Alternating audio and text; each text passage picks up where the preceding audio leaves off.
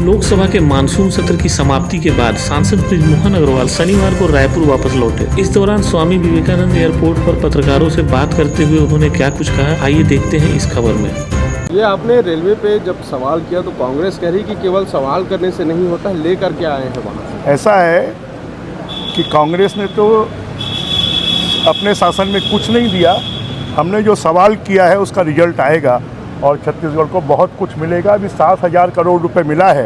कांग्रेस के ज़माने में तो 5 साल में 300 करोड़ मिलता था और हमारी सरकार ने 7,000 करोड़ रुपए दे दिया है और यहाँ पर लगभग 22 परियोजनाएं रेलवे की चल रही हैं, 7 रेलवे स्टेशनों का विकास चल रहा है। एनएमडीसी को लेकर भी आपने सवाल बताया। एनएमडीसी और हमारे जो एसएससीएल है, ये दोनों के जो वेस्ट होते हैं वो वेस्ट पॉन्ड्स में भरे जाते हैं, परंतु उसकी पर्याप्त व्यवस्था नहीं होती और ओवरफ्लो होने के कारण बाढ़ में लोग लाल हो जाते हैं, काले हो जाते हैं।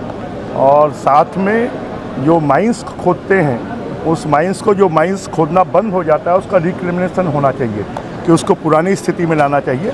उसके बारे में भी कि सरकार इसके ऊपर में ध्यान दे और इन कामों को करवाए। छत्तीसगढ़ में एकमात्र केंद्रीय विश्वविद्यालय गुरु घासीदास विश्वविद्यालय, क्या छत्तीसगढ़ में कोई केंद्रीय विश्वविद्यालय को लेकर पहल की? तो आगे देखिए होता है क्या। हमने कहा है कि एक जनजातीय विश्वविद्यालय बस्तर में खोला जाए, इस बात की हमने बात की है केंद्रीय शिक्षा मंत्री जी से और आने वाले समय में इसका रिजल्ट आएगा। ये कल सीएम आदिवासी कार्यक्रम में शामिल नहीं हुए। दीपक बैज का बयान सामने आया, वो कह रहे हैं कि आरएसएस जिस लाइन पे चलती है उसी लाइन पे सरकार को रोकने के लिए आदिवासी दिवस कार्यक्रम। देखिए, भारतीय जनता पार्टी ये मानती है कि हमारे बिरसा मुंडा है, शहीद वीर नारायण है, वो हमारे यहाँ के शहीद हुए हैं और उनकी जयंती पर बड़े कार्यक्रम भारतीय जनता पार्टी के द्वारा और बिरसा मुंडा जी की जयंती से पूरी यात्रा निकालकर पूरे देश भर में और आदिवासी समाज की चिंता करने वाली कोई पार्टी है तो भारतीय जनता पार्टी। मानसून सत्र से वापसी हो रही है सर, कैसा रहा सत्र? बहुत अच्छा रहा, अच्छा अनुभव भी हुआ और अवसर भी मिले। उस अवसर में बजट के ऊपर में भी बोलने का अवसर मिला। छत्तीसगढ़ की जो रेल की समस्या है और विस्तार है उसके बारे में भी, छत्तीसगढ़ के एयरपोर्ट को इंटरनेशनल एयरपोर्ट बनाने के बारे में, तो बहुत सारे विषयों पर प्रश्न उठाने का और बोलने का। दिल्ली में तो सर राज्य की राजनीति में भूचाल है। विजन 2047 को लेकर भी लगातार कांग्रेस हमलावर है। कहाँ भूचाल है?